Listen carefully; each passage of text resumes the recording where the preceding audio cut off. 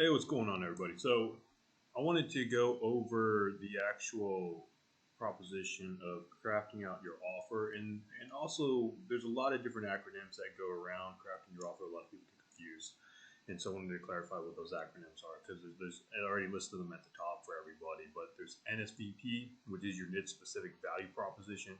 There's the USP, which is your unique selling proposition, and there's your actual offer, which is what you promote to people and how you talk to people on a real quick, specific basis. Like, when they ask you, hey, so what do you do exactly? And, you help people get specific sort of results in a certain kind of time frame without X, Y, Z, and also having some sort of risk reversal and something of that nature. So, which actually I need to put that in there, but I'm going to pause this real quick. All right, so I added it in there. So basically, like this right here. This is what the actual offer is in itself, and it's telling your audience they're going to get specific results within a certain kind of time frame without going through a certain pain and struggle that most people in your audience you're targeting go through when they're trying to solve this problem. And if you don't, then they have the risk reversal saying like, hey, no worries, we're going to help you 30 days or less, or your money back, or you will work with you till you do, whatever the case is, whatever you guys do specifically. When you do these risk reversals, real quick in a nutshell, there's a lot of people out there who provide guarantees that they cannot fulfill on. Don't make sure you can fulfill on your guarantee. If you can't do that guarantee, don't even offer it. Offer something else. Offer something else they'll find of value. A good one's lead generation companies out there. They usually provide a guarantee stating like, hey, we don't get you 25 qualified appointments in 30 days, then you don't pay. Or we'll give you $1,000 back. Like this, it's something just ridiculously dumb.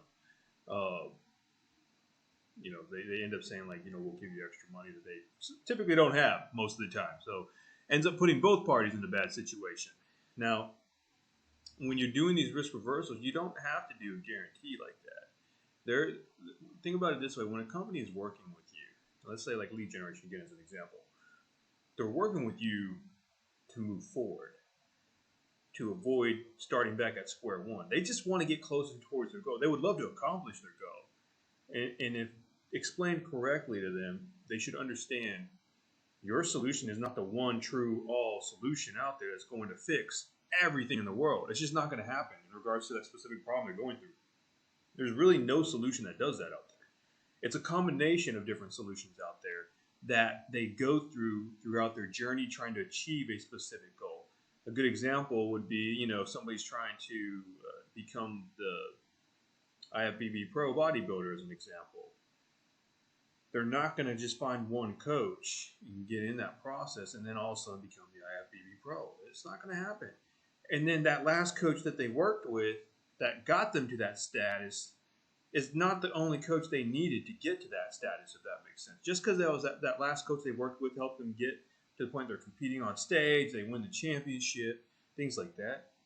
That person usually gets recognized for the achievements, that coach as an example, but it does not mean that coach was responsible for getting them there. He helped for sure. He helped patch up the last pieces that needed to be patched up and put together so that professional could actually win that IFBB Pro bodybuilding physique competition. But all the other coaches he had prior to also played a part in contribution for him getting there. And people forget to look at that. They forget to think that it was the journey that got that professional to becoming the IFBB professional bodybuilding champion. And I use that as a representative because like a bodybuilder, I know that clearly. But like it's easy to compare because a lot of people they contribute the last thing they do, the last coach, the last mentor, whoever it was, to all their success typically, when it's not the case at all. So when it comes to providing these guarantees, provide something that you assure them that you're going to help them with. A lot of people, like I said, they don't want to start back at square one. You're working with them for 3 months on a 3-month contract as an example. They don't want to go back to square one where they're starting. Just help them get to that next step that's going to get them closer. Because if you do that, that means you're producing some sort of result for them. And they should be okay with that. Unless you're promising them the world, which you shouldn't be. So make sure that you're coming in and you're saying something like, if you're providing that offer and support of saying, hey, we'll help you get at least 5 qualified appointments per month. And if they trust their closing skills, as an example, of those 5 highly qualified appointments that will show up per month, then they should be closing at least 1 or 2 of those 5 at the minimum, which potentially may mean, depending on the price points, that they'll get their money back at least, or maybe even a little bit more. So if you can do that, you're helping them truck along, essentially. And then if you say, if we don't, then we'll continue working with you until we do at no extra cost. And that's going to be assuring that, hey, they're not going to start back at square one. Now, again, make some sort of guarantee or some sort of risk reversal, if you will, without, you don't always have to do a money back. Because you plant a money back guarantees are great, but at the same time, it's a double-edged sword because you're really planting a seed of doubt into their mind. Not of you, but of their situation. They're like, okay, people slack off when they know they have like a pillow to fall on, if that makes sense. If they know that if they're falling from like a certain height, as an example, if they're like trying to climb the roof and they know down below them this big, soft, giant cotton ball that nothing in the world could penetrate, if they fall, they're not going to care. It'll be scary, and it's reassuring while they're on that roof that if they fall, they'll be okay. So they don't really put as much extra effort into holding on and making sure they can survive. Versus if you tell them they're climbing this roof that's 100 feet high, and all of a sudden, like, you tell them there's no safety, they fall, they die, they're gonna cling on for dear life, and they're gonna do everything they got to make that happen, to accomplish crossing that roof or whatever. And this is a terrible analogy, but for whatever reason that they're on that roof to cross, they're gonna make sure they do that. So the same concept with money back guarantees. It's kind of a double-edged sword. People who are in there, they go in with the mentality, well, if this doesn't work, I'm just gonna get my money back. And if things are busy at the time and they don't have time to invest into the work you're doing, they're gonna come in with that mentality. Well, I have money back guarantee, no big deal. I'll start putting 100% of my effort tomorrow. That's how they think a lot of times. So you got to be careful with those. But anyway, so I've digressed for 7 minutes on this. The whole topic is crafting out your actual unique offer. That's what this is about here, right? And I just wanted to clarify, there's the offer, the USP, and the NSVP, and they're all different things. Now, the NSVP is simply just for your clarity's sake. It's helping you narrow down who you're helping and what results you're focusing on for them and how you're helping them avoid certain kinds of pain points. It's just this is basically for your own best interest that you're focusing on developing your offer. And everything else that you build out, that's what's going to help you clarify everything from your pitches, from your actual offer, to how you approach people. Everything like that's going to be based on your specific value proposition of what you specialize in. And then your unique selling proposition is more in your copy of everything, like your VSL. It's going to be in your video sales letter, for those who don't know what that means. It's going to be in all your funnels. It's going to be in your landing page, your opt-in page, all your messaging you send out that's regarding your brand. That's where your unique selling proposition comes in. It talks about more how you're different from your competition, your unique things that you do that other people don't do, and the sort of problems you solve. So that's what the USP is. And then you really dive into your offer. Your offer is going to explain this is going to be how you tell people what you do in a nutshell. Yeah, like the whole saying 60-second elevator pitch. It's essentially what that is. So now let's dive into this. We've really digressed quite a bit.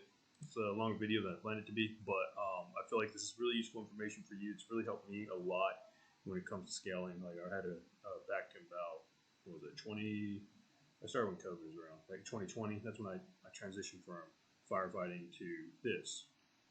Not because I wanted to, actually. I was kind of forced into it, and so I had to come up and learn real quick how to get my brand out there. And so what I was doing here is looking at all this research, see what worked, see what was different that people were wanting that they weren't getting, essentially. And that's what really helped me scale my business. We ended up going from I didn't do anything fancy. I just did an appointment setting agency. At the time, not many people were doing that. It was literally all they were doing was lead generation. And I didn't know I was onto something big at the time, which it's kind of funny. But like I dove into that and then ended up transitioning into something else just because it is a handful. But having a solid offer is really what made me scale. over everything. We scaled to 30K in the first 60 days, 30K per month on average. So did really, really well. But and this has a lot to do with how I got there. And to this day, this still holds true. I still do this for everything that I'm defining, everything that I'm doing, all the roadmap of how I build a business. So starting with number one, though, what I want to talk to you about is defining the target audience. Before you do anything, you have to know who you're helping. If you don't know who you're helping, then you're going to basically you're going to develop the rest of this and kind of backtrack and be like, man, I don't even know who I'm helping. Then you're going to try to figure that out, and you're going to try to fit your solution into a persona, into an audience, when it should be the other way around. You should find an audience, see what problems they're having, and then develop everything. So first thing foremost, you want to define your audience. Like, who are they in regards to like their demographics, which is your typical surface level stuff like your age, your gender, location, income, occupation, things like that.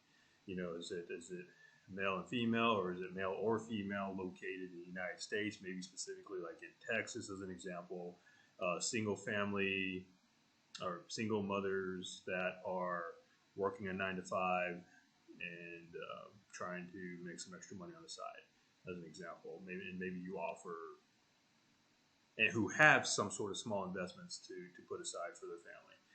Something like that as an example. And let's say you're offering some sort of financing, some sort of crypto investment that brings back money to their pockets. Something as that, and just a small example. Psychographics. Psychographics are going to be like, what are these people more interested in? Back to that, like let's say you're looking for single mothers that are looking to invest the extra money they have into money exchanges, or not money exchanges, but just money trades that bring them more return.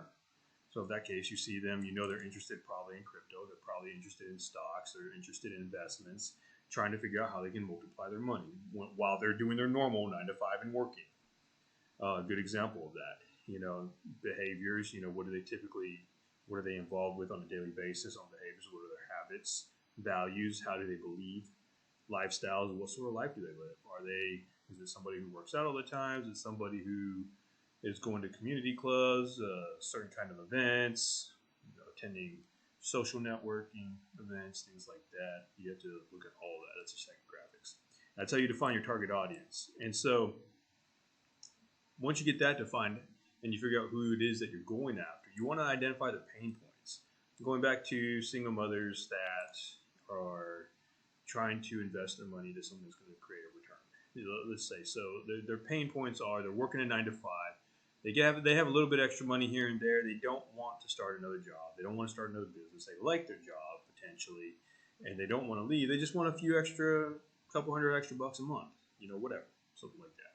So their pain points are they tried.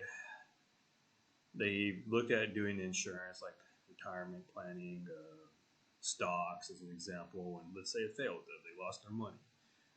Say they tried gambling, they lost their money. I don't know, something like that. And then, so let's say cryptos. I don't know anything about crypto, so I'm completely slaughtering this, whatever. But this is just for an example. Let's say, okay, cool. Let's say you do crypto and you help them with crypto. All right, awesome. So you help them identify good coins to invest in and how to do day trading, where it doesn't really take them that long. I don't know how long somebody really invests in day trading time, but let's just say it takes like 20 minutes a day as an example. And then if they do it correctly, once they learn the correct strategies and practices, they see like a 20%, 30% return usually if they're doing it correctly. Something like that. But their pain points are they've been doing investments in other places that have been traditional. Like, trying to invest in real estate, things that are expensive, and they can't afford that just yet. Or maybe they're trying to do stocks and it's just failing them because, again, same concept, it's just not working so well. Annuities, IULs, things you have to sit and wait on that they don't want to wait on. Stuff like that, And then the way you can figure this out, certain pain points, you can actually go in there and talk to the people. Put online, just start joining groups with the people that have your audience, and start doing like forums, start communicating with them, ask them questions, do posts, ask them what they prefer, what are they trying to do, what stopped them, what sort of problems do they run into while they're trying to double their investment, things like that. So this will really help you identify where their challenges are and what their pain points are. And then we move on to number 3, which is going to basically be determining your unique selling proposition. Again, exactly what we talked about, what sets you apart from your competition, essentially. What do you do that your competition doesn't do? That's going to be more of the unique side of things. So do you do like flooring companies are a great example. There are people who do a cheap coating that just puts a temporary flooring down that will be broken apart in a couple months to 2 years, anywhere between there, as an example. Versus a company doing it right, the flooring might last 5 to 10, 15 years or longer. So what's unique about you? The fact you don't do a cheap, quick fix, you do a legit, hard and crazy job at what you do when it comes to flooring. You have if you're a floorer, you have a unique way of actually putting that down. I'm not a copywriting expert, sorry. But anyways, that's how you figure out what you do that's unique. And does it solve the problem faster? Is it cheaper or is it more effective? In this case, it'd be more effective because yours lasts longer. The other one might be cheaper. Like, let's say the other one is that you're doing it for like your living room and it costs you $1,000 as an example, versus the expensive one that costs you, like, let's say just double the price, $2,000 or $2,500. But let's say the cheaper one that's $1,000, it breaks and falls apart and starts just not working anymore and looking crappy after 6 months to a year. Okay, that means in 6 months to a year you gotta get that fixed again. It's $1,000. That's another $1,000. Versus the one that's $2,000 or $2,500, and let's say it lasts 10 years. So every year, if you spend $1,000, at the end of by the time 10 years kicks around, you're spending $10,000 versus that $2,500. So if you're doing it more effective, great. Now, here's the other thing: faster isn't always bad. All right, you don't necessarily have to be done faster with everything. You just have to start producing results quicker. And this can be a way you get in front of the audience and attracting them on how you actually do things. Let's say you're doing lead generation, you get them up and running faster, you get them getting results quicker. They don't care if it takes them 3 weeks, 6 weeks, whatever. They just care how soon do they start seeing results. How soon do they start seeing it work? That's what they really want. That's ultimately what gives people the peace of mind. So if you can do that faster than anybody else, you'll be golden, with good quality as well, obviously. You don't want to do something and just say it's faster and then just half-ass it and then all of a sudden you do it poor quality. You want to make sure it's good quality. So that's determining your unique selling, your selling proposition itself. And then, how to help them avoid common struggles. That's a whole without purpose when you're developing your offer. How you do things without them going through a certain kind of struggle most people typically go through. A good example, let's say, and this is going to be health and fitness. Let's say somebody's in the health and fitness space and you're trying to help somebody lose weight and they work 16 hours a day. They don't have time to go to the gym, but they want to lose weight. They want to stay healthy for their family, right? Let's talk about that. So, I'll help you lose 10 to 15 pounds without having to go to the gym every day and working out. I'll help you drop a few pant sizes, 2 pant sizes in 60 days without working out for 2 hours a day, without working out 30 minutes a day, without having to work out at all. And this is a really popular one, without giving up your favorite foods. Something like that. Don't really agree with that one, but it's out there. They say it works. But you are what you eat. You eat crappy, you're going to have a crappy body and a crappy nutrition. Anyway, it's a whole other tangent. So that's what highlighting the avoidance is all about. Just telling them without, how they're going to do something without. A good example for lead generation companies, we help clients produce 10 qualified leads per month that are ready to go without them having to go through the hassle of wasting their time weeding through trash leads themselves. Something like that as an example. Then you want to craft an actual offer statement. And then I have an example. This is the ultimate guide, not the ultimate guide. This is the ultimate thing that we are working towards right here. But you want to craft an offer statement and start putting something together based on everything that you have gathered from everything above, from points 1 through 4. So you're going to start with, and this is what's going to be your hook, your attention-grabbing headline, if you will. So you're going to clearly state who you help. So we help we help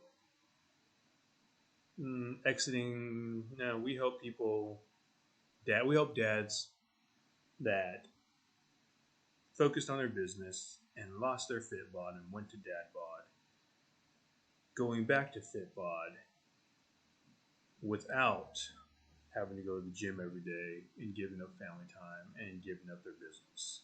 Something like that as an example. Or we help customers, we help people that are struggling to sleep at night by providing them a alternate sleep schedule that consistently allows them at least 8 hours per night of sleep without having to take melatonin, without having to take extra pills to make them fall asleep, that without having to take extra pills that destroy your body, destroy your health, destroy your your natural ability to produce certain endorphins and hormones. Because that's actually what a lot of pills do that are helpful with sleep. They actually change a lot of patterns in your body, with the exception of melatonin. Melatonin is natural, but you're supposed to produce melatonin. If you don't produce melatonin, then that'd be a good thing to add back into your diet because your body's not naturally doing it anymore for whatever reason. But these are the sort of offers that you really want to help explain and get going. Now, the problem is, what is it exactly that people are struggling with? And this is where your research comes in. And you can figure this out on all sorts of things: ChatGPT, Google, Reddit, all sorts of things like that. Just look it up. Like, let's say we're trying to help med spas bring in more clients. Med spas, they're a company, they're a kind of business that kind of like a happy medium. They can do ad spend, but their costs, they're not costs, their lifetime value on their client is fairly low typically, simply because of the way they do their cost structure. So, and they're a kind of, the reason why they're such a unique business is because they're a kind of business that really does need to get involved in paid ads, and they also need to schedule appointments, and those sort of paid ads are a little bit more expensive usually. And because of that, it's really hard for them to find that happy medium of doing paid ads at a low cost per lead, getting them to show up and getting that return. But at the same time, they need paid ads. So these would be, the med spas would be a really good example of somebody who struggles with getting a return, as an example. A lot of people who do med spa, they're notorious for getting a large no-show rate, a large sum of people who book appointments, fill a calendar spot, and don't even show up. So there's deposits, there's all sorts of things like that. They make a lot of their money on repeat business, and that's exactly what you want to do and focus on, is getting that repeat coming through on people like that. So that's going to be a problem right there for those who struggle making profits off their ad spend, as an example. Just figure out what it is your clientele, your market is going through, and what they're struggling with overall, and utilize that. Then you want to provide proof and credibility. So what this is, as an example, I just really got my number off. What this is as an example is, you want to use testimonials, case studies, things like that. Everybody knows that. And you're going to get those far and few in between that are like, oh, you probably made those up. It's like, just ignore those.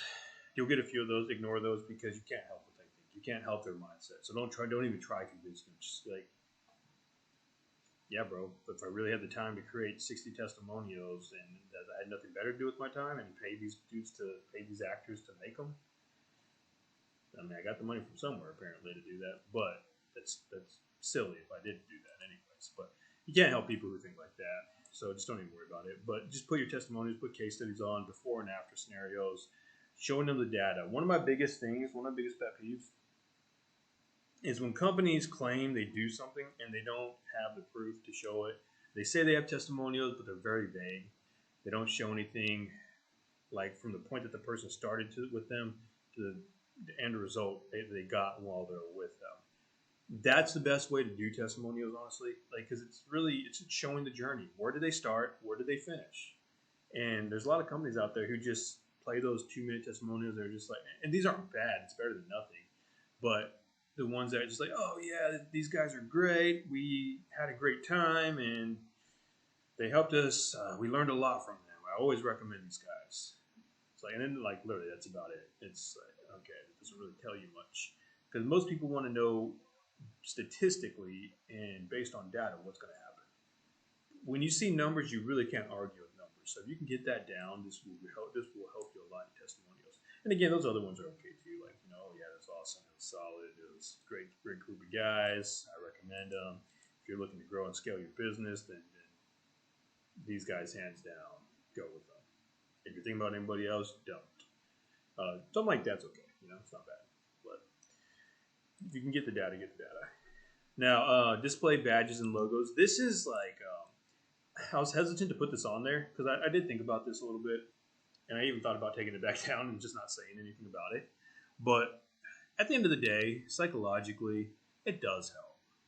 Is it ego based? Yes, it is very much ego based. A lot of people like as seen on CNN or whatever the case is, under Forbes magazine, introduced or interviewed, whatever. Those are all things that people recognize, and it does help. It does help because if you look at it, like you have to think about it from a personal perspective.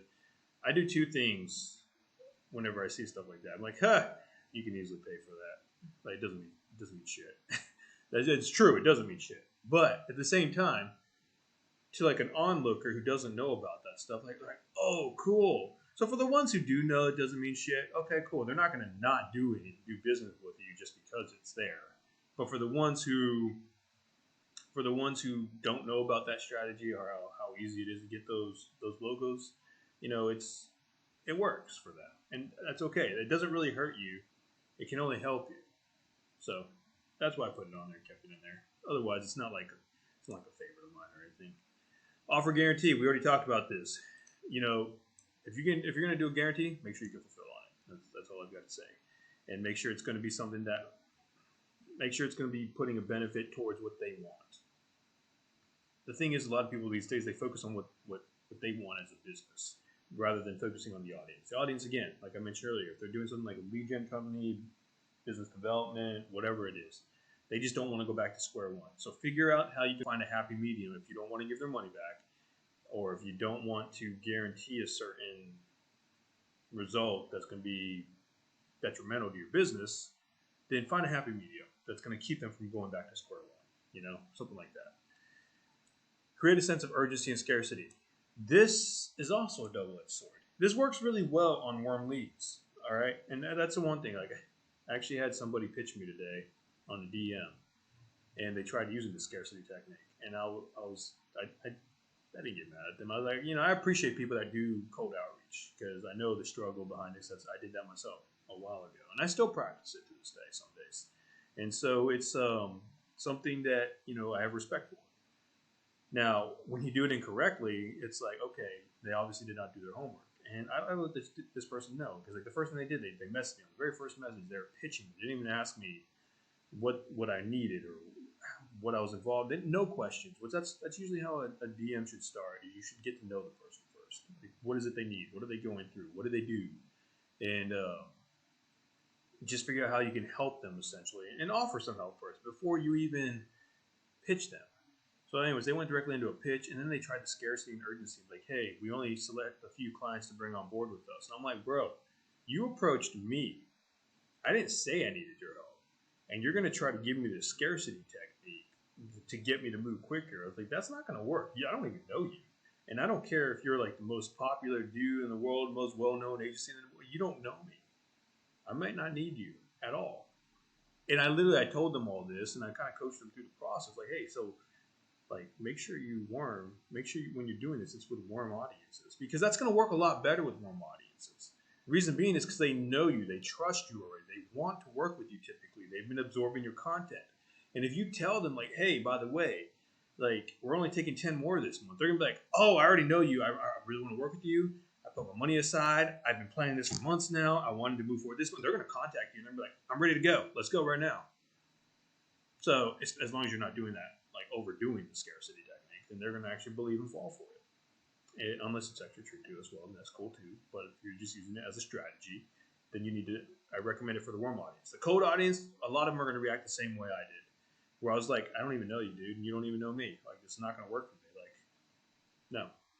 And they took it really well, so, I give them kudos for that. And they've been messaging me for some tips and advice on it, so I've been helping them with that. So just make sure you don't do it on the cold outreach. That's not appropriate for cold outreach. Get to know them first. Get to know if you can help them. And then if you get them drawn in, which at this point they wouldn't be warm if you get them drawn in and get them opening up to you. But if you get them drawn in, get them opening up to you, and then you've gotten to know exactly what they're going through, and they now want to move forward to the next step with you, and then you say that, then that's okay. But right off the bat, no, you can't do that. So just use that, but with use it with some intelligence. Be careful with it.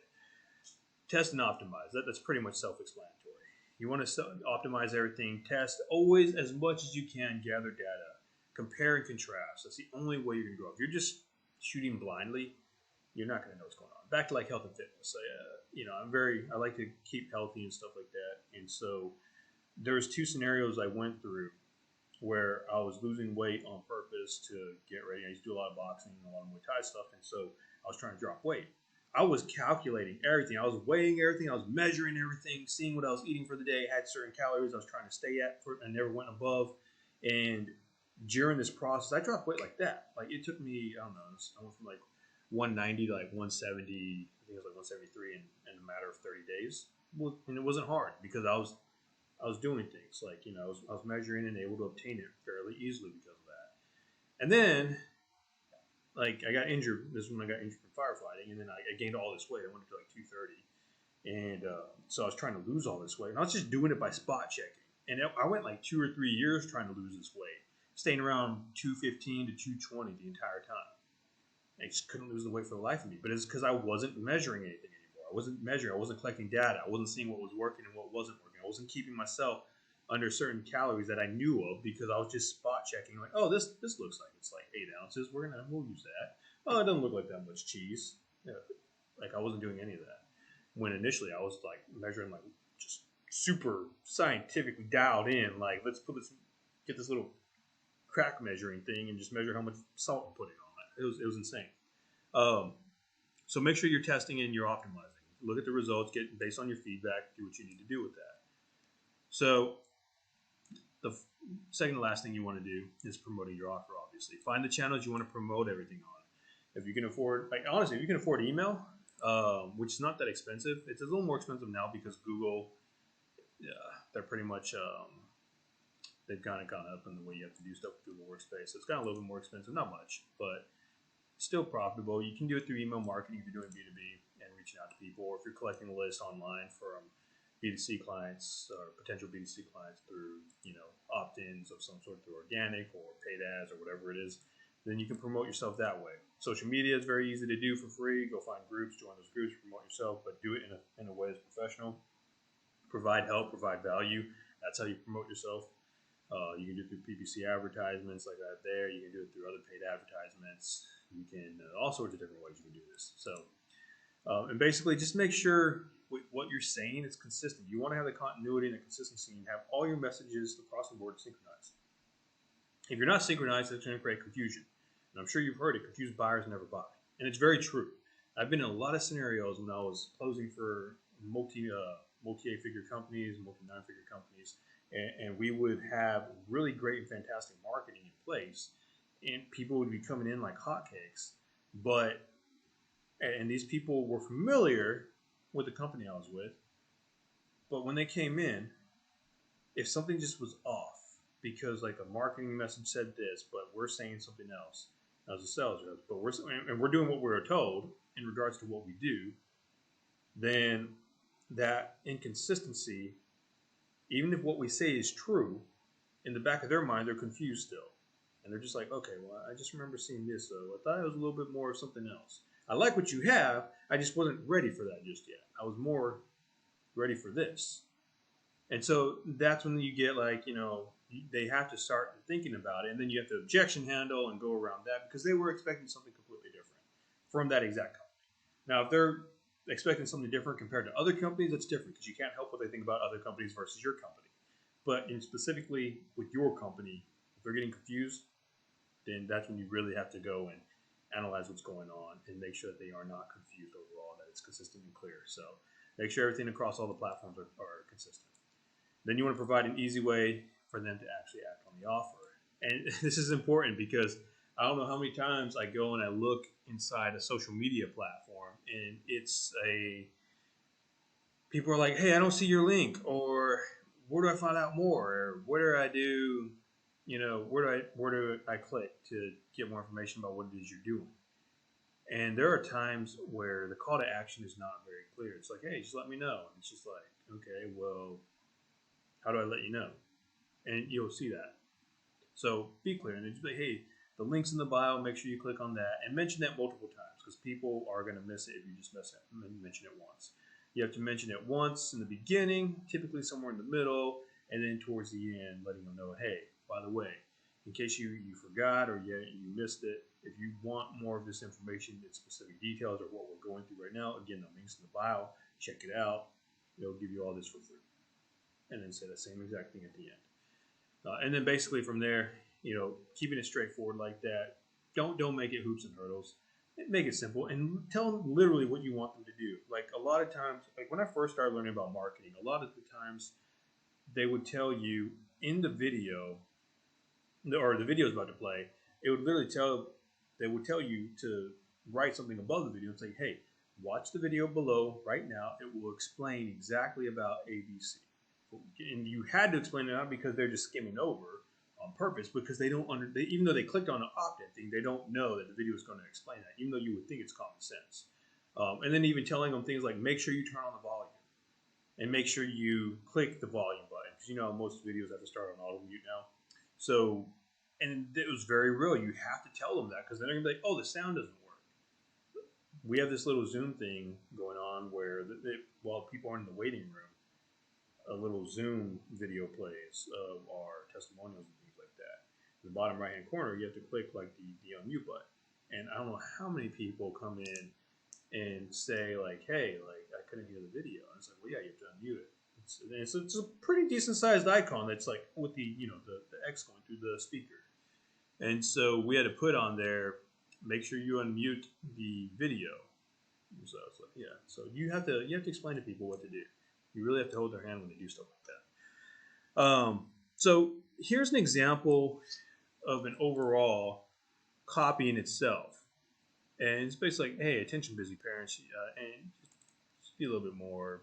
I put something together fairly quickly for this, so it's just like, it's not really super appealing. But anyways, attention busy parents, struggling to prepare healthy meals for your kids. We help parents like you serve nutritious, delicious meals in just 15 minutes. Say goodbye to lengthy prep times and hello to happy, healthy kids without the usual kitchen chaos.